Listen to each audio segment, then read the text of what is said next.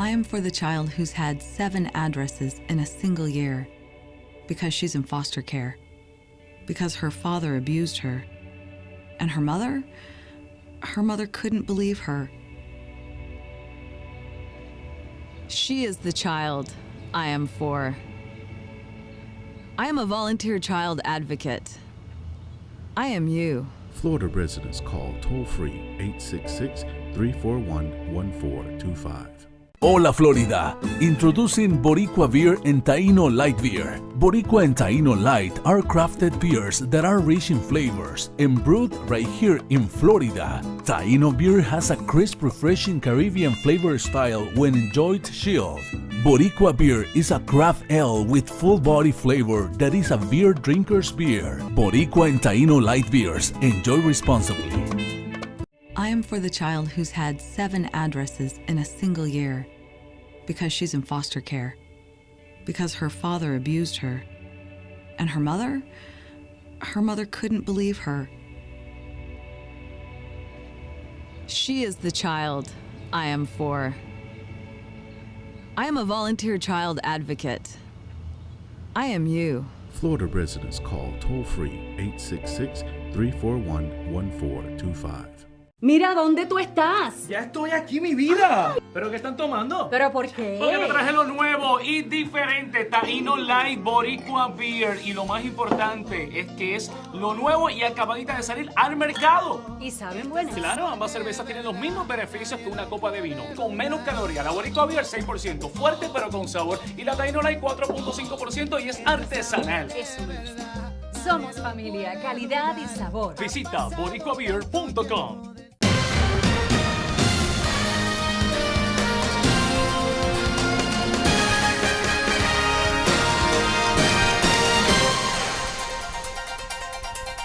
Hi, I'm Danny Ramos, and welcome to this week's edition of Hispanic Speak Out TV, brought to you every week on Charter Communications, formerly Bright House, Channel 49.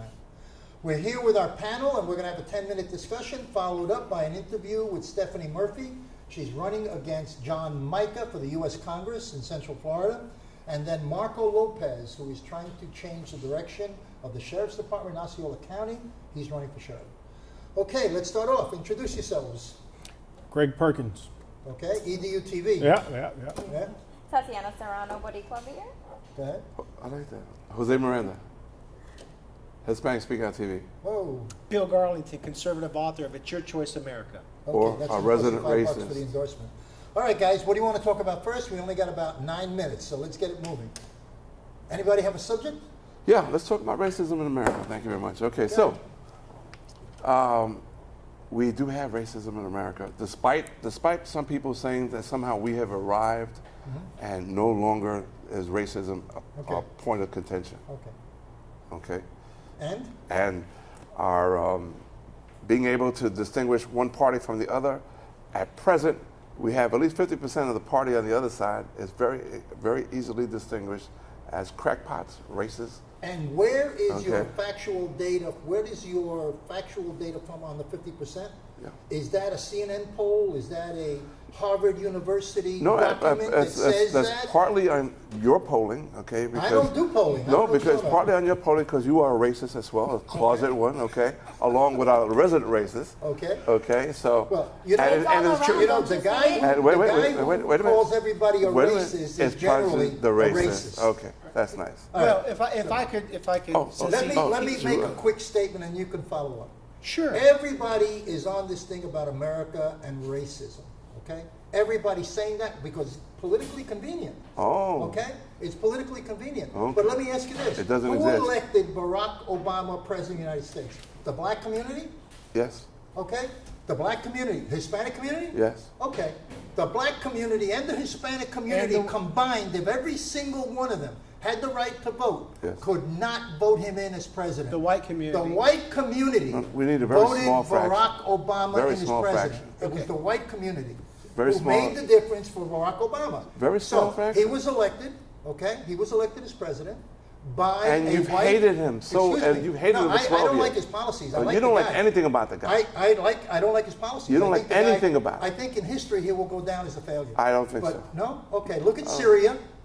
Look at what's happening in Why don't you look at the Syria. latest economy numbers? I don't think so. What about, right, let's talk about... Syria is not our Wait a second. responsibility, Hold on a Danny. second. That is not our responsibility. But he made it so. No, with it's not. Hillary Clinton. Yeah, it's They not our responsibility. made What do you mean, they?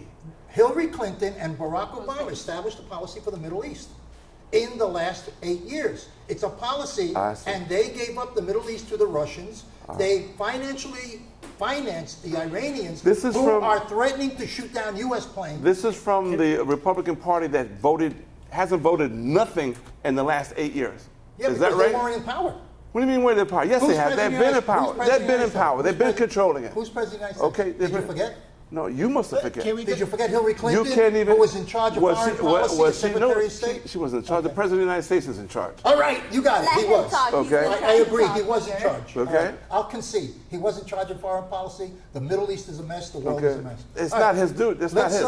Let's talk a little bit about. We're not going to Hillary- talk about. Yeah, you go. Well, we Shoot. talked about racism. Go ahead. The gentleman to my right Left. called me Right.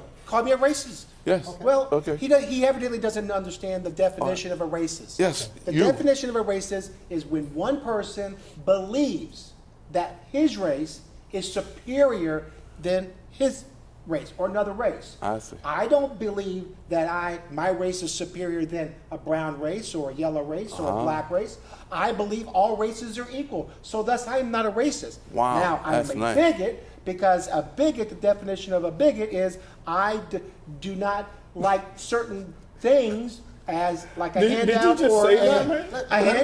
a handout or Planned Parenthood. I am not There you go, Planned tolerant, Parenthood. so that makes me a bigot. Go ahead, Look at bro. the definition, This but I'm is not you. a racist. For someone to say you're a racist, I know. you got to know what's in his heart, or they got to say my race is superior than yours. I understand. I love you, man. No, man. And I don't like you. But that's okay. But I so don't like maybe it. he's a racist. You know, I don't like Well, it. it could be. Hey, He could Bill, be. Bill, does bigot have Let me a ask you negative this. connotation or positive connotation? It's a negative connotation, a bigot, because I'm intolerant of And a you feel certain comfortable subject. with that? When it comes to Planned Parenthood, I don't have a problem being intolerant of that. When it comes to having people that are handouts that can work and get a living and get a free food or And- whatever, and I'm not intolerant, so I am a bigot. White people too. White people for It has handouts. nothing to do right? with race. White people too. Okay, go ahead. Going back from what you said, just because we have Barack Obama as a black president doesn't mean that racism is still not around. It's still around, especially in politics. Okay, so how is it that you have 5 people here and there's disagreement in policy? What happens when you have 340 million people? You have to have 10 million people who are extremists on both sides of the fence. Okay, that's the reality. Right. It's like saying America will never have mental illness. Of course there's mental illness in America. Oh, yeah, we're Of watching course. it. Right. So when you're dealing with mass populations, you're going to have fringe groups. You're born That with doesn't mental illness. That doesn't mean the whole society is responsible for fringe groups. Right. We Okay. can still disagree about policy and not be racist. Exactly. One example, the KKK is racist because they have said white race is superior than a black race, which I disagree with. I don't believe that. So the KKK are racist because they have verbally said, Isn't that what's on your license plate? no, That's- I don't have a okay. KKK racist. All right, that's a very good point. That's a very good point. So, you know, we live in a society, and unfortunately, the political process is a very negative process. We no longer elect people based upon capacity. We vote them based upon media blips on television. We have an ignorant voter group. 90% of the voters in America don't know who the vice president of the United States is. Are you saying they're stupid? They don't know. 90%? I am Are you saying seeing on public that- television 90% of I am Americans are saying stupid? low information. I am saying to You're you, saying they're 90 stupid. You're asking me a question, I'll answer. I am telling you that 90% of the American population is not educated onto the background of their political elected candidates. 90%. It could be more. It could be 92 or 93. And they choose that because they got lives to live. They got things to do. They don't want to be involved So with the the best way to So hit they're them- called low information. They're not That's right. stupid. They're not They're stupid. low Yeah. information voters. They actually believe, a lot of people believe that their vote does not count. Right. So they That's become low why- information. No, that's They're different. not stupid. No, that's Do different. Research Right. because they don't care enough to actually. Well, do that's research another problem. They and don't care vote. enough, and then they don't care complain enough. about what happens to them. Right. Okay?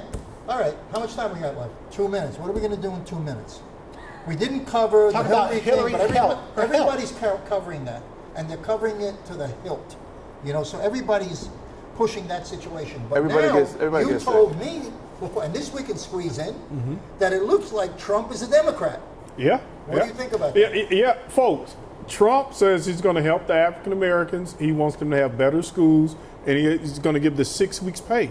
Those 6 are weeks pay. Yeah. for Those women are who Democratic pregnant. issues. In other words, but he I'm wants still to not going to vote guarantee for you. He wants to guarantee Yeah. that women who are pregnant can take 6 weeks off and get paid. Nothing wrong with that. That's a Nothing Democratic. wrong with yeah, but that. that's a Democratic. No, that's a platform. conservative view. No, it's not. Yes, No, it you is. guys constantly vote that down in Not a Republican Congress. view. It's a conservative view. Okay, That's so what you now guys we're killed. looking at Trump coming out with that. Yep.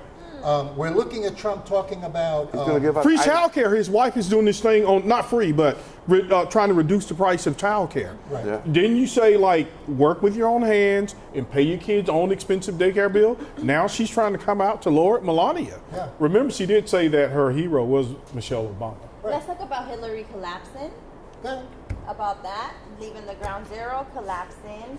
Basically, it was because of her pneumonia situation, Yeah. pneumonia.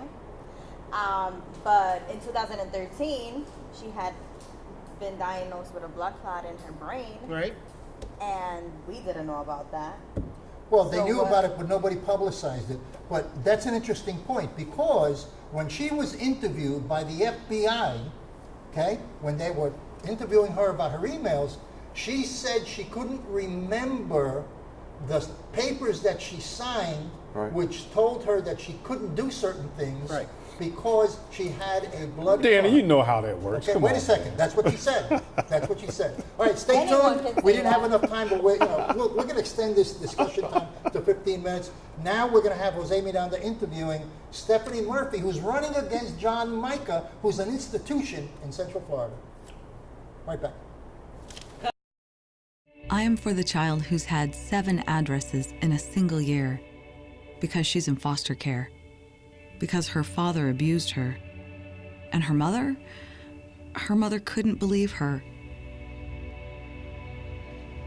She is the child I am for. I am a volunteer child advocate. I am you. Florida residents call toll-free 866-341-1425. Hola Florida, introducing Boricua Beer and Taino Light Beer. Boricua and Taino Light are crafted beers that are rich in flavors and brewed right here in Florida. Taino beer has a crisp, refreshing Caribbean flavor style when enjoyed chilled.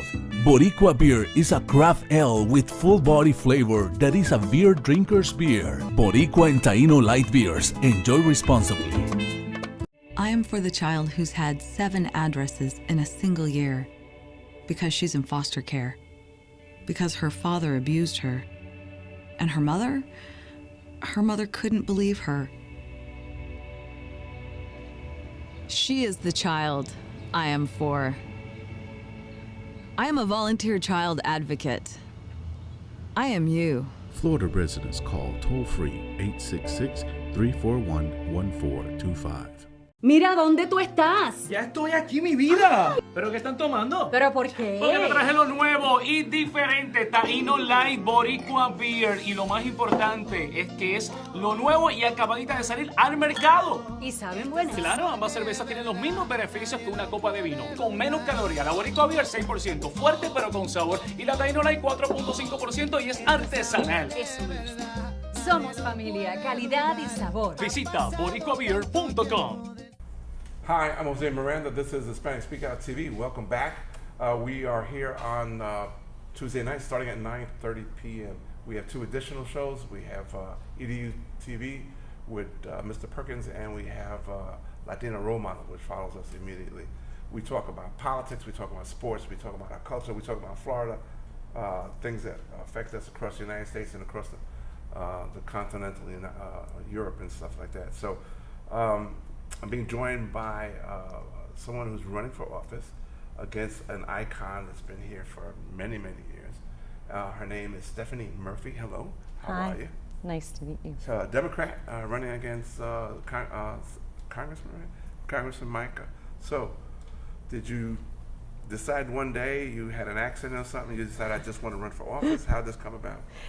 I actually decided to run for office because this year I had been listening to the dialogue at the national level, and it was inconsistent with the America I know. And I have been working in business over the last few years and have witnessed the divisiveness in DC resulting in inaction in DC, and have been fairly frustrated with it. And I believe that when Congress isn't working, then they're not serving the people. And I'm somebody who believes in public service. The reason I believe in public service is because of my personal story. I was 6 months old and my brother was 8 when my family escaped communist Vietnam by boat. And we were adrift at sea when a U.S. Navy ship came upon our boat and resupplied and refueled us. It allowed us to make it to a Malaysian refugee camp, and then from there a Lutheran church sponsored us and brought us to Virginia. And I've been able, my parents went to work really hard, multiple jobs, to ensure that my brother and I would be the first in our families to be able to get a college education. And so I feel so much gratitude to this country. And as a result, you know, when I graduated from college, I went into the business world. But when 9/11 happened, I felt the call to public service. And that was the first time I felt the call to public service. And I went on to be a national security specialist with the Secretary of Defense. And now I'm a businesswoman, and I teach at Rollins College, and I'm a mom, and I want to continue to give back to my community. Why this race against this man? You know, I think it's less about this particular race. I think it's that I feel a call to public service, and this is a good opportunity for me to present an alternative to the career politician who is. We want to see changes, right? Right, and he's. What changes do you want to see? The kind of changes I want to see, you know, I want to see first a style change. So I want to see less partisanship, less just mindlessly voting for your party as opposed to the people in your district. Okay. I've worked in business and in national security and academia, and in those worlds you have to learn how to compromise. You have to find common ground. And so I'd like to see change in style, but then I'd like to see some of these issues represented better, that would better represent this district. Okay. What about education? How do you feel about that? Education was transformative for me. Without education, my life would be so different. And my parents really sacrificed a lot to enable me to have the kind of education that has allowed me to pave a path in both the business world as well as in national security. And now I'm giving back. I'm teaching at Rollins because I believe that education is so important. What do you feel about national security? Well, first I would say that law enforcement, like many other sectors like fire departments and whatnot, they are public servants first and foremost, and we should thank them for their public service and for putting their lives on the line to ensure the safety of communities. But of course there are areas in which the implementation of that can be improved, and I think when you look at training and other types of accountability programs that could help improve that relationship and rebuild the trust that I feel has been eroded over the recent years. 1% of the population serves, or less than 1%, okay? And right now there seems to be a big to-do about veterans not getting representative enough, waiting lines and stuff like that. Maybe not across the board, but at least there's still issues out there. As a congresswoman, what would you do to help or change some of these things? Well, what I would say is that as somebody who has already served alongside sailors and soldiers in the Department of Defense and have seen the sacrifices that they make and their family makes on behalf of this country, I find that it's deplorable that they return home and are not treated well. And I think that there's a lot of areas of efficiencies and resourcing that needs to be done in order to ensure that veterans deserve the care and respect that they've earned. Housing, I should say the social economic thing of life every day. Mm-hmm.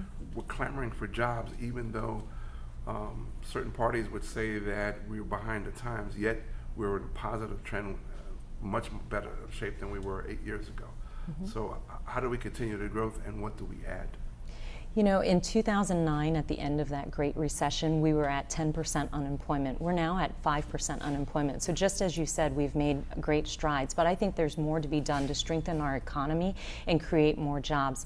I spend a lot of my time outside of class as an instructor, helping my students one at a time try to figure out how to get a job. And what I'd like to do is go to Congress and help a whole generation of students find jobs. And I think that begins with doing the things that we need to build our economy and have well-paying jobs. Tell us how to contact you and keep up with you. Sure. You can reach me at StephanieMurphyForCongress.com, and I'm always open and available to be contacted, and I look forward to hearing more from everyone.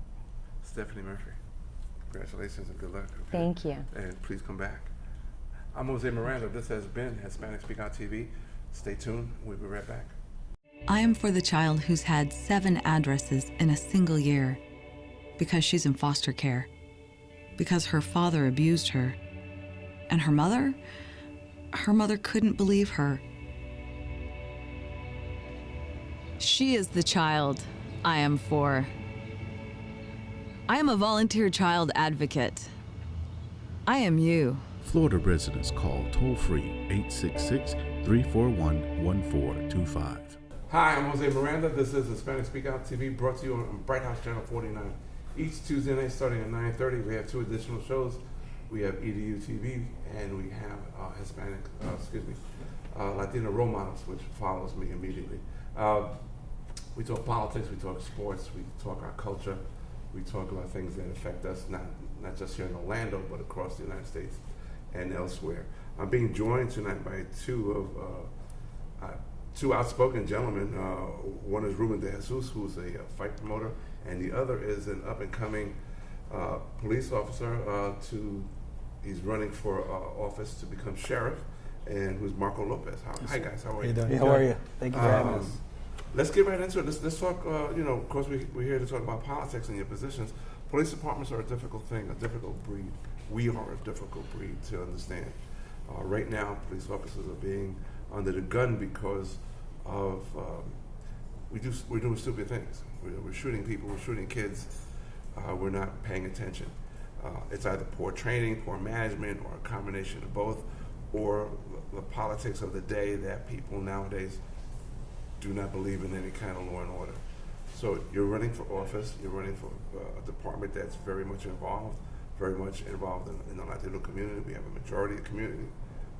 What are you going to do different that's being done today? Well, I think that, first of all, the 1990s methods of policing, I think we discussed that earlier, is changing. People are more about the respect and the questioning authority. The way we police minorities has to change because people are questioning everything we do. And a lot of it has to do with training, you're right. But if you don't start implementing these culture and diversity training programs to really educate the people to get in touch with the minorities and the police department, you're going to have a disconnect, and it's going to continue to create these pockets of resistance like we've been seeing in America today. A colleague of mine raised a question about using race as some sort of posture. Okay, so are we training officers to deal with minorities, or are we training people to work closer with the community at large, period, without race? Race is a reality. I mean, whenever I apply for a job, what does it say? Black, white, or Hispanic. If race wasn't an issue, then why are those 3 things even in question? It's something that America has incorporated from generations to generations to generations. And when those things start to stop, maybe we'll accomplish things in life. Here. Ruben, you're involved both in the sporting world and also supporting Marco there. You have your fighters, a lot of them happen to be Hispanic. Okay. Absolutely. So are they Hispanic by nature because that's what you wanted? That's what the public clamoring for? Or did you run out of white fighters? Well, no. The thing is that, for example, we live in a diverse. America has changed. America has become a melting pot, and there's different diverse communities, and there's many entities that cater to that particular community. For example, most of my events are in a Hispanic national network, so I cater to that audience, to that market. Doesn't mean that it's nothing racial. That's the customers. Right. So under that understanding, it's I have to say that it's not it. If I was to put an Anglo to fight on a main event, right, my ratings would probably drop, and I would lose a contract. It's not because of that. It's because the customers don't want to see that. The customers want to see a Colombian with a Mexican, or a Mexican with a Puerto Rican, or a Dominican, and whatnot. And that's so isn't that racist in its own way, because we want that kind of comment? I don't know. I think it's more culture. It's more patriotism. If we were to call that racist, I mean, I think that would be somewhat out of boundaries, because it's just like I said, this is a melting pot. So each one of us carry that sense of individual pride and patriotism of where we came from, our ancestry. So that everybody, when you put each different in a situation like boxing, you put them. Everybody roots for their guy, for their country, and same thing happens with the World Cup and the Olympics and things like that. It doesn't make you less American to do that. Okay. The reason I brought all that up, because it does deal about racism as well, and perhaps culture wars and stuff like that. Police officers have to deal with the diversity of the population, whether that population has been Russian. If you ever pulled a gun on a Russian, for example, you'll be laughed at because they're used to guns. There's no way that you're intimidating. Correct. You will have to swallow your gun. Okay, I'm telling you from a fact. Okay. I agree. Okay, embarrassing as it is, it serves no purpose. But for a rookie, it was a big eye-opening. Okay. How do we go about diversifying the department to get the guys that we need to patrol the streets? You know what? I think recruiting in those neighborhoods. If you have a large amount of Haitians flooding the area, hey, let's recruit 3 or 4 of them. Let's pay for their academy. Let's teach them these cultural and diversity programs, and let's put them back in those neighborhoods. Okay. They can be the direct connect with the sheriff's department. Because if a Haitian stops a Haitian and gives them a ticket, he's not racist. You can't claim he's racist, right? Well, you can't claim. Exactly. Yeah, but if you go to these, you will say that he's been changed by the okay, but it's different. Yeah. Now you get the white guy going to the Haitian neighborhoods, starts issuing citations. He's racist. It's a label that's been here in America. But you got to get the white guys to go into our neighborhoods. Of course. Okay. But I think you can't let them think that they live out East Cupcake, Long Island anymore. Okay. I agree. They've got to engage. And that's what our citizens want. Well, so that's where the training starts. But that's where the training starts, though. Yeah. I mean, about 2 minutes, guys. Right? That's where the training starts. For example, you can't take. And I believe a lot of these shootings, these cops are shooting out of fear, lack of training out of fear, because some of these guys are used to the suburbs, patrolling the suburbs. You throw them into an urban environment, and they don't know what to do. For example, like you would say your example about the Russians. Yeah. You understand? So it's just that's the problem that's happening, and it all starts from the top, from the administration. The ones that are failing here are the law enforcement administrations, are the ones that are failing in this situation nowadays of the things that are going on. Marco, why do we need to vote for you? You got a minute to plead the case. One, I'm an Iraqi war vet. I was born in Chicago, 22-year military vet. I've been trained in firearms instructor, driving instructor, all different type of instructors at the agency. I bring culture and diversity to the administration so we could directly start looking like the people we police. And it's very important. A lot of times people say that it's not important, but it is. Because if someone sees those type of trainings coming into effect, people are going to have a little bit more respect for the sheriff's office, because we're going to make that connection. Okay. Guys, thank you very much for joining me. I really appreciate that. Okay? It's always a pleasure. And you're always welcome to come back and sit down and kick it with me. Thank you. It's real fun. I'm Jose Miranda. This has been Hispanic Speak on TV. We'll see you again, same time, same channel.